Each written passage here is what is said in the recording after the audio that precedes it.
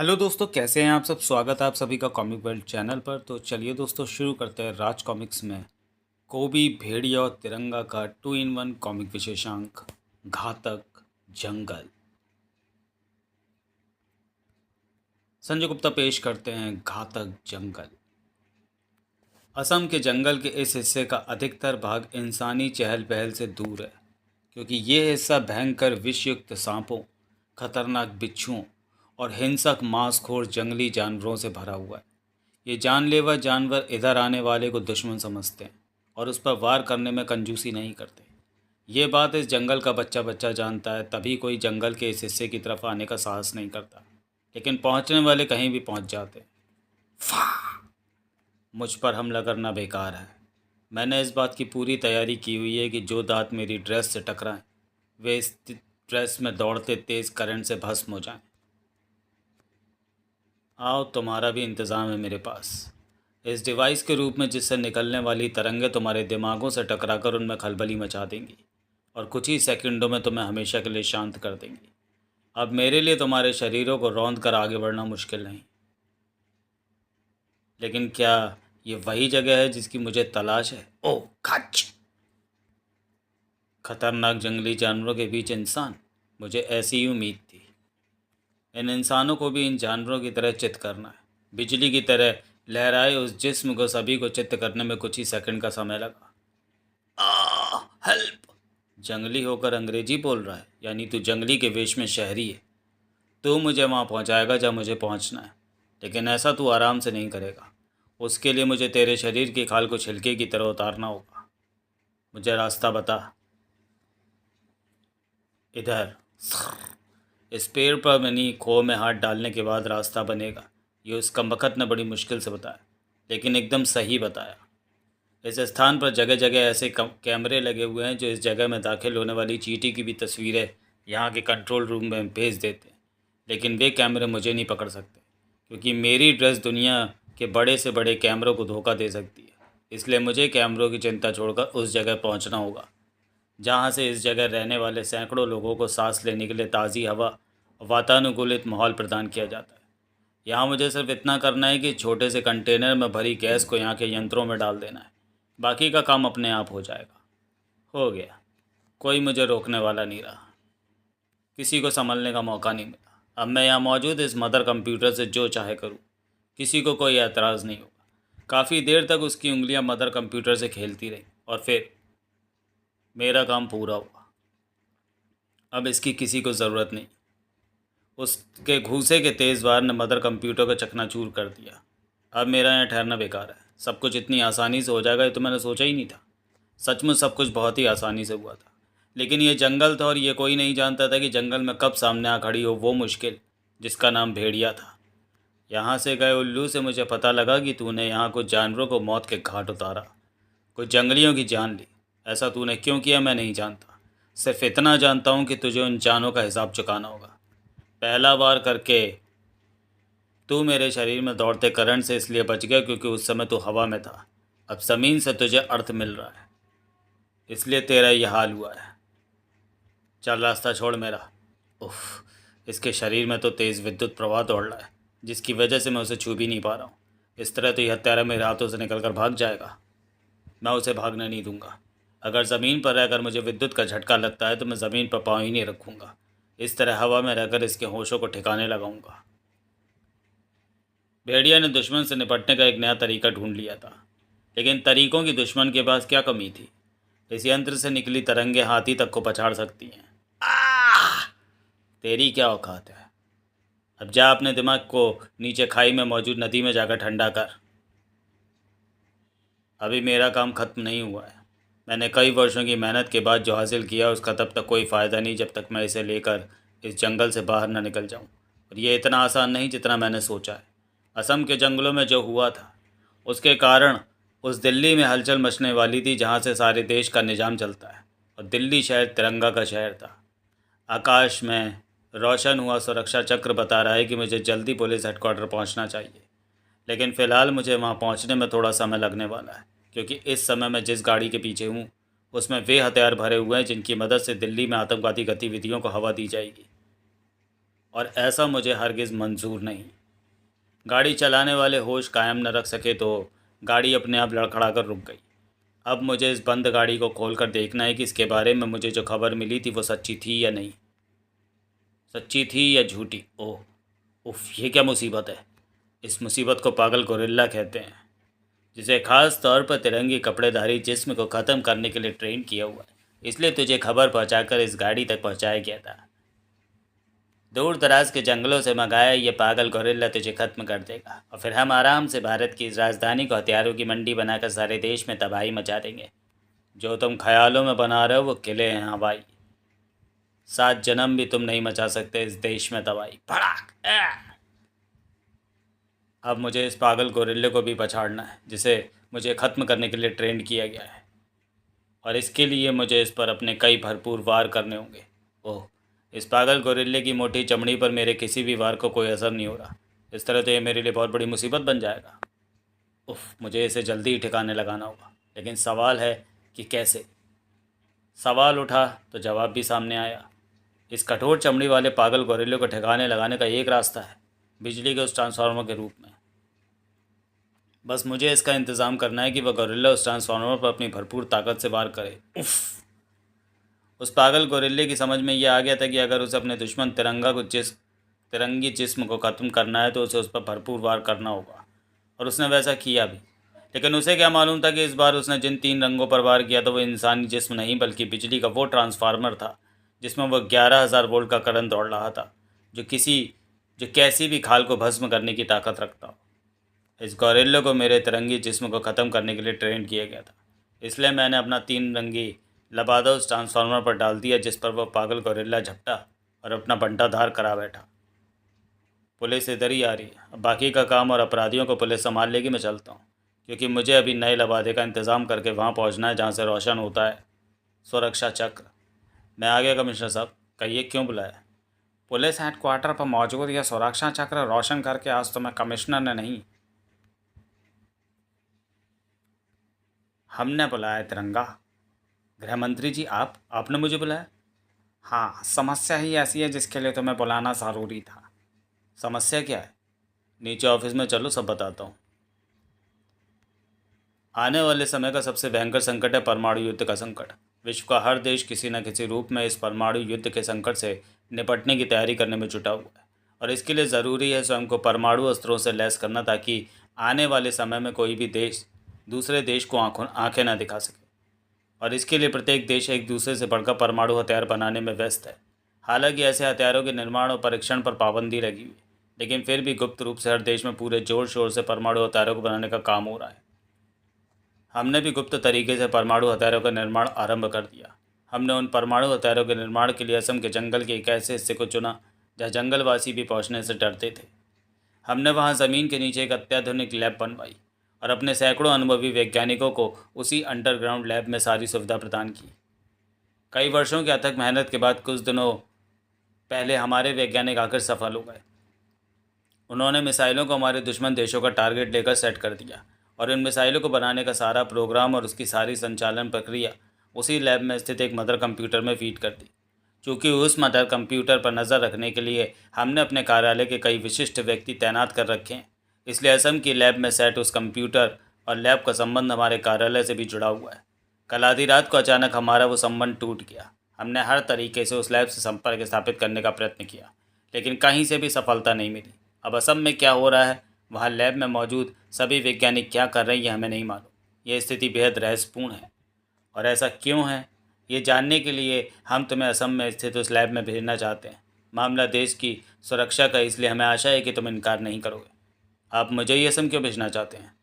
इसके लिए तो आपके पास सीबीआई, रॉ जैसी सीक्रेट एजेंसियों के साथ साथ सैकड़ों अधिकारी मौजूद हैं, लेकिन हमें लगता है उस रहस्य को तुम ही सही ढंग से उजागर कर सकते हो। मान लो वहाँ कोई टेक्निकल खराबी हुई तो? उसके लिए हम तुम्हारे साथ मिलिट्री के इस काबिल टेक्नीशियन और देश के लिए हर कुर्बानी देने वाले जांबाज सिपाही नौजवान मेजर आर्यन मोहन को भेज रहे हैं। हमारी पूरी आर्मी को आर्यन मोहन जैसे सिपाही पर नाज है। माफ़ी चाहता हूँ सर, अगर ऐसा है तो आप मुझे अकेले को ही इस मिशन पर क्यों नहीं भेजते? मैं वहाँ सब कुछ संभाल लूँगा। हमें तुम पर पूरा विश्वास है, लेकिन फिर भी तुम्हारे साथ साथ तिरंगा की भी वहाँ ज़रूरत है। हमें कब जाना होगा? आज ही, अभी। मंत्री जी ने तुम्हें बेकार ही मेरे साथ भेज दिया। मुझे नहीं लगता कि कोई सिविलियन देश पर आए किसी संकट से निपट सकता है। उसके लिए तो दुश्मन की गोलियों का सामना करने वाला शरीर, तोप के बीच भी देशभक्ति के गीत गाने वाला दिल और दुश्मनों के हर पैतरों का मुंह तोड़ जवाब देने वाला दिमाग चाहिए। ऐसा शरीर, ऐसा दिल और ऐसा दिमाग सिर्फ एक फौजी में ही हो सकता है। मेरे ख्याल से तुम गलत कह रहे हो आर्यन। फौजी सिर्फ वही नहीं है जो सीमा पर दुश्मनों से लोहा लेता है, बल्कि वो भी है जो देश के अंदर मौजूद भ्रष्टाचार, अन्याय और अपराध से लड़ता है। ऐसा शख्स फौज की वर्दी ना पहने होने के कारण सिविलियन हो सकता है, लेकिन वो दिल से फौजी होता है। और दिल का फौजी ठीक सेना की वर्दी पहनने वाले फौजी जैसा ही होता है।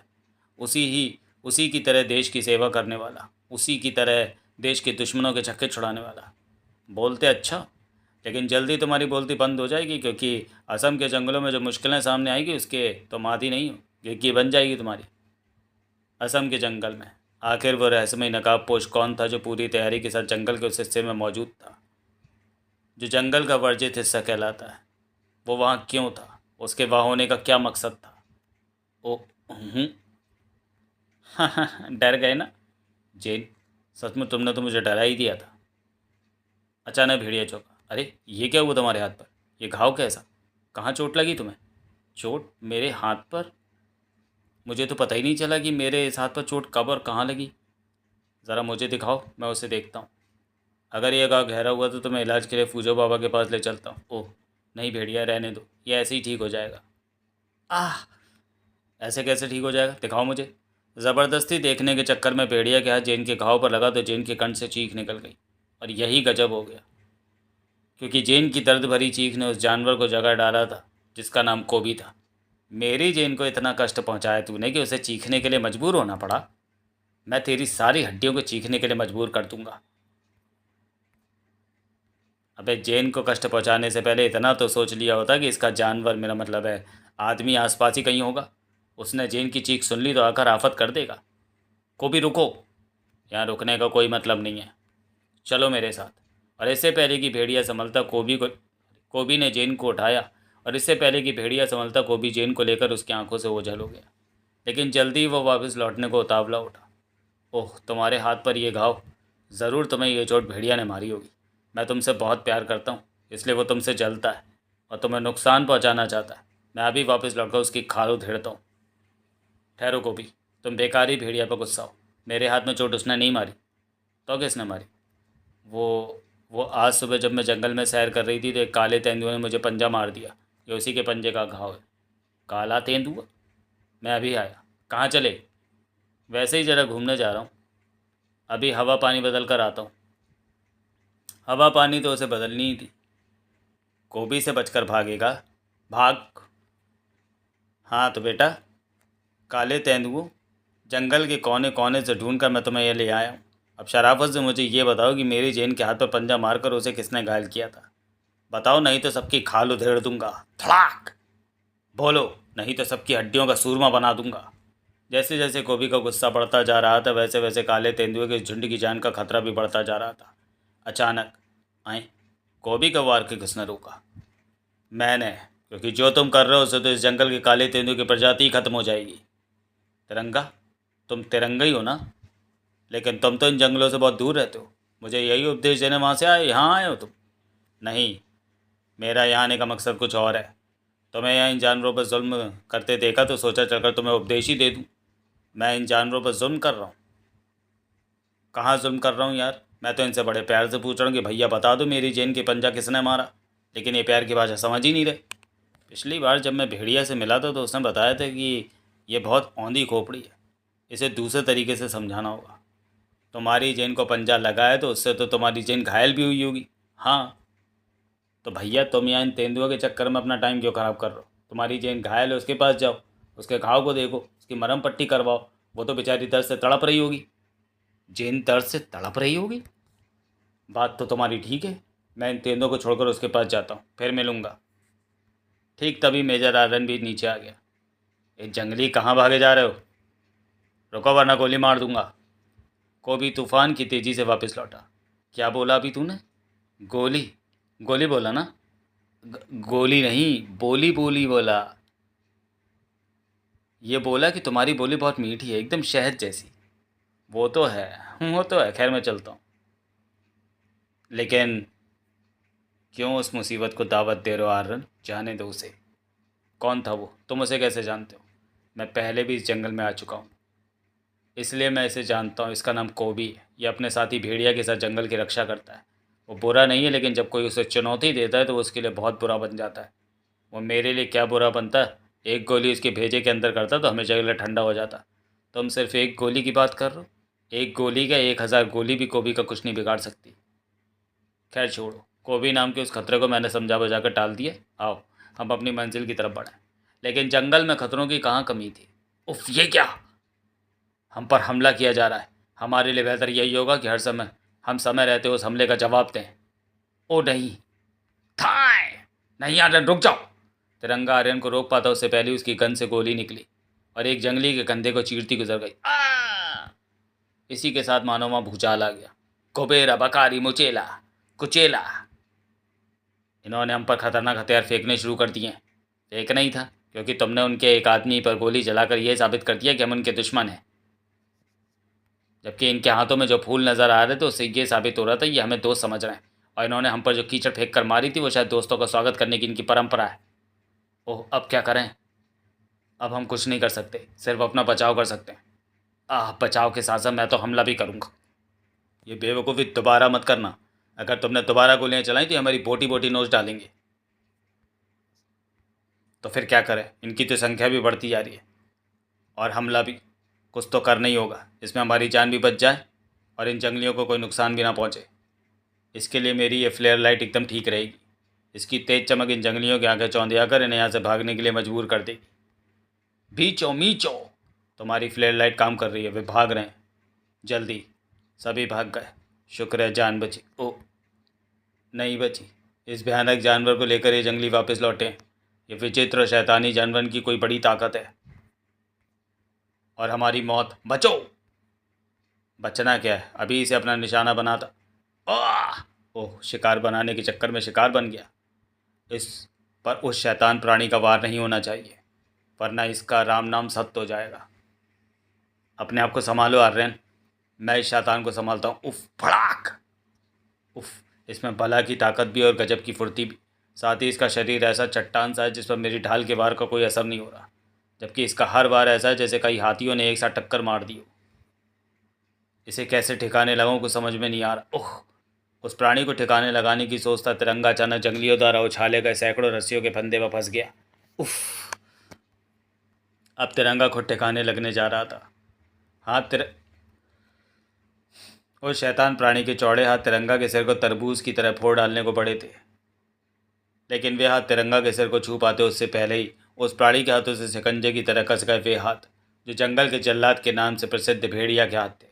तिरंगा इस जंगल में भेड़िया का मेहमान है, और भेड़िया के मेहमान से किस तरह पेश आया जाता है यह भेड़िया तुम्हें सिखाएगा।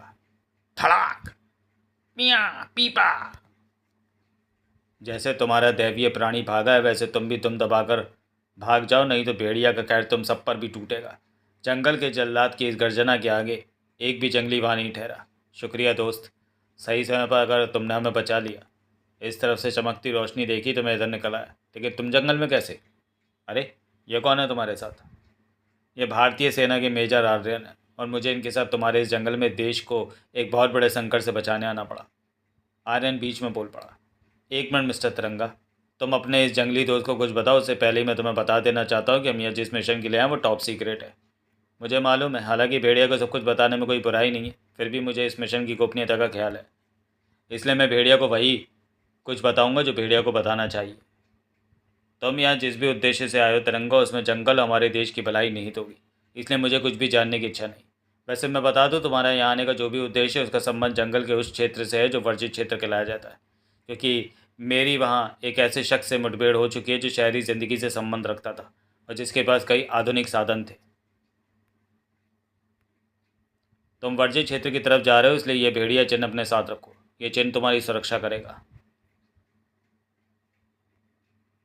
मेरी ज़रूरत हो या तो फूजो बाबा के पास चले आना या फिर किसी भी पशु पक्षी के सामने मेरा नाम ले देना, मैं आ जाऊँगा। धन्यवाद भेड़िया। आगे बढ़ने से पहले ये भेड़िया चिन्ह अपने शरीर के ऐसे हिस्से पर लगा लो जहाँ से वह एकदम से सभी को नज़र आ जाए। लगता है तुम्हारे जंगली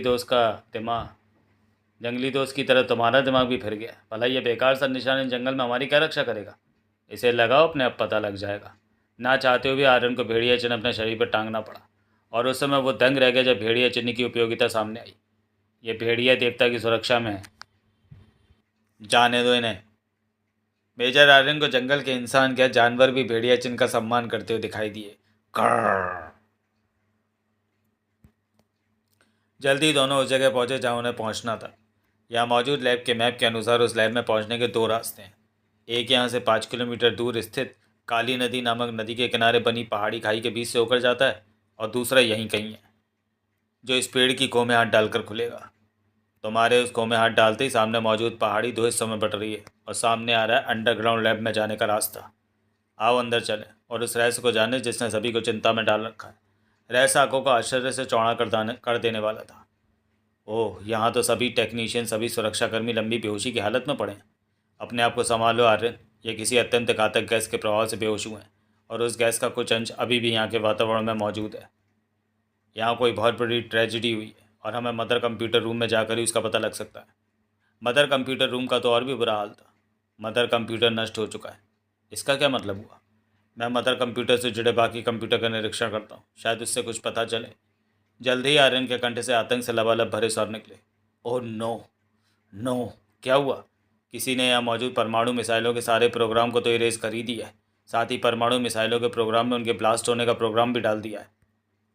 अगले 48 घंटों में यहाँ मौजूद चारों परमाणु मिसाइलें यहाँ से ब्लास्ट होकर अपने टारगेट पर जा गिरेंगी और अब इन मिसाइलों का टारगेट कोई दुश्मन देश नहीं बल्कि अपने ही देश के 4 मुख्य महानगर हैं। ओह नो, मिसाइलों को ब्लास्ट होने से रोको आर्यन, ये सब असंभव काम है तिरंगा। यहाँ जो पहुँचा है उसने मिसाइल से संबंधित प्रोग्राम को कॉपी कर उसे पूरी तरह नष्ट कर दिया है। उस प्रोग्राम के बिना मिसाइलों को रोकना बहुत मुश्किल है। प्रोग्राम तो इन्हीं वैज्ञानिकों ने बनाया होगा। हाँ, लेकिन इनकी हालत बता रही है कि इनमें से कोई भी फिलहाल होश में नहीं आने वाला। 48 घंटे से पहले तो हरगिज़ नहीं। ठीक कह रहे हो, हमें कुछ और ही करना होगा। क्या? तुम यहाँ मौजूद कंप्यूटरों की मदद से दिल्ली में मौजूद गृह मंत्री जी से संपर्क करके उन्हें यहाँ की सारी स्थिति से अवगत कराओ। मैं देखता हूँ क्या किया जा सकता है। इतनी गुप्त लैब तक कोई कैसे पहुँच गया? कहीं ऐसा तो नहीं कि कुछ जंगलियों को इस लैब का रहस्य पता चल गया हो और उन्होंने सब कुछ तहस नहस कर डाला? नहीं, ये तो किसी ऐसे शहरी का काम है जो जंगल के चप्पे चप्पे से और इस लैब के कोने कोने से वाकिफ़ हो, क्योंकि जब तक सारी जानकारी ना हो तब तक ना तो जंगल के इस हिस्से में पहुंचा जा सकता है और ना ही इस लैब के सभी आधुनिक साधनों को मात देकर मदर कंप्यूटर को नष्ट किया जा सकता है। सभी साधनों से लैस होकर यहाँ आने वाला वो शहरी कौन था? क्या मैं उसका पता लगा सकता हूँ? ये क्या है? खून की बूंदें। यहाँ तो सब कुछ इतनी सफाई से हुआ है कि किसी के पसीने की बूंद भी नहीं गिरी। फिर ये खून की बूंदें यहाँ कहाँ से आईं? ये ज़रूर उसके खून की बूंदें हैं जिसने मदर कंप्यूटर को तोड़ा है और ये वही शख्स है जिसकी मुझे तलाश है। क्या मुझे इसकी कोई और निशानी भी यहाँ मिल सकती है? तिरंगा की निगाहें खुर्दबीन की भांति वहाँ अपने मतलब की कोई चीज़ ढूंढने में व्यस्त हो गई। जल्दी। मिट्टी।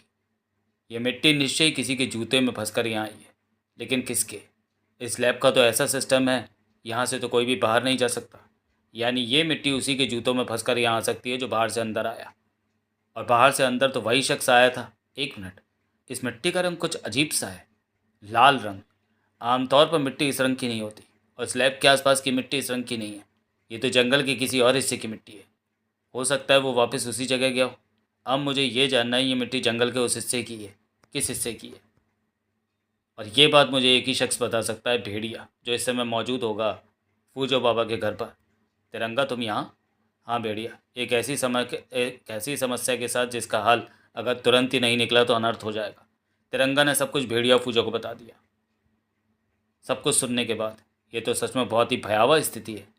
हाँ, और अगर वो शख्स मिसाइलों से संबंधित कंप्यूटर फ्लॉपी को लेकर जंगल से बाहर निकलने में सफल हो गया तो स्थिति और भी बदतर होगी।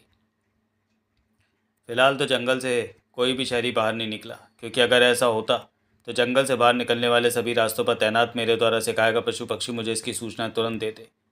मैं भी जंगल के हर निवासी वो पशु पक्षी को उस पर निगरानी रखने के लिए बोल देता हूँ। यह हमारे लिए अच्छी खबर है कि वो शख्स इस समय जंगल में ही है, हम उसे जल्दी ढूंढ लेंगे।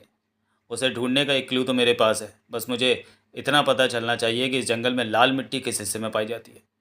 लाल मिट्टी तो इस जंगल के एक ही हिस्से में मिलती है, भेड़िया के किले के आसपास, और वहाँ की मिट्टी इसलिए लाल है क्योंकि वहाँ कभी वुल्फानो वासियों के खून की होली खेली गई थी। तुम्हारे महल के आसपास के हिस्से से उस शख्स का क्या संबंध हो सकता है? तभी तिरंगा चौंक पड़ा। अरे, इस जंगल में ये शहरी लड़की कौन है? जेन नाम है इसका। कभी ये फ्रांस की धुरंधर देशभक्त जासूस हुआ करती थी। जिस समय भेड़िया पेरिस में था तब इसे भेड़िया से ऐसा लगाव हुआ कि वह अपना सब कुछ छोड़कर भेड़िया को लेकर यह जंगलों में आ गई। अब भेड़िया के साथ ही रहती है यहाँ। उसके हाथ में चोट लग गई है, इसलिए वो मेरे पास पट्टी बनाने यहाँ आई है। फ्रांस की धुरंधर जासूस अपना सब कुछ छोड़कर भारत के इन जंगलों में आ गई, सिर्फ भेड़िया के लगाव के कारण। फ्रांस की एक खूबसूरत जासूस जिसका सारा देश एक से एक सुंदर युवकों से भरा हुआ है, इसे भेड़िया जैसे एक जंगली से एकदम लगाव हो गया। क्या ऐसा हो सकता है? नहीं हो सकता। जेन जैसी फ्रांस की देशभक्त जासूस को सिर्फ भेड़िया का लगाव यहाँ खींच कर ले आया, ये बात गले से नीचे नहीं उतरती। हो सकता है जेन को फ्रांस या असम के जंगलों में मौजूद परमाणु लैब का लगाव यहाँ खींच कर लाया हो, और वर्षों यहाँ रहकर जासूसी करके उसने लैब के बारे में पूरी जानकारी इकट्ठी कर ली हो, और आज उस जानकारी के बल पर उसने अपना काम कर दिया हो। तिरंगा का दिमाग बहुत देर तक मंथन करता रहा।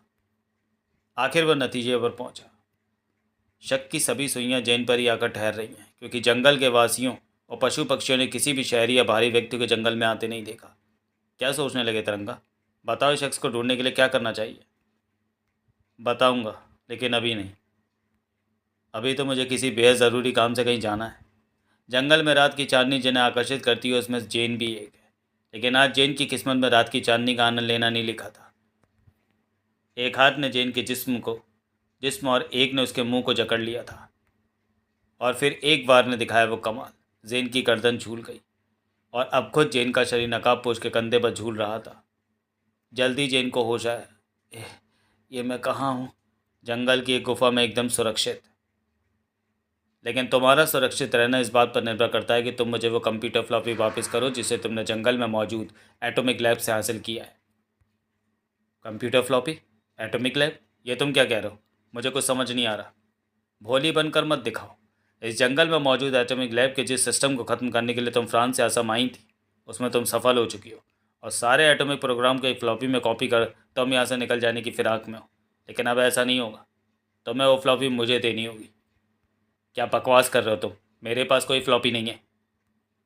इस जंगल में तुम्हारे सिवा वो फ्लॉपी और किसी के पास नहीं हो सकती। लेकिन तुम्हारी बातों से लगता है तुम मुझे आसानी से वो फ्लॉपी नहीं दोगी। मुझे दूसरा रास्ता अपनाना होगा। कुछ देर बाद ही। ये इस जंगल की मांसखोर चींटियाँ हैं। ये तुम्हारे जिस्म को तब तक नोचती रहेंगी जब तक तुम मुझे उस कंप्यूटर फ्लॉपी का पता नहीं बता देती। मुझे कुछ नहीं मालूम। मुझे कुछ भी नहीं मालूम। आह! आई! सारी गुफा जेन की चीखों से गूंजने लगी। अचानक जेन की चीखों में शामिल हो गई गुफा की दीवार टूटने की आवाज़। भड़ाक! और भेड़िया के हलक से निकली वह दहाड़। तू कौन है? तेरी हिम्मत कैसे हुई जेन को कष्ट पहुंचाने की? मालूम नहीं तुझे ये जंगल जहाँ के चप्पे चप्पे पर भेड़िया की नज़र रहती है, और जब भेड़िया को यह बर्दाश्त नहीं कि कोई किसी चींटी को भी कष्ट पहुंचाए, तो भला ये कैसे बर्दाश्त कर सकता है कि कोई जेन को यातना दे?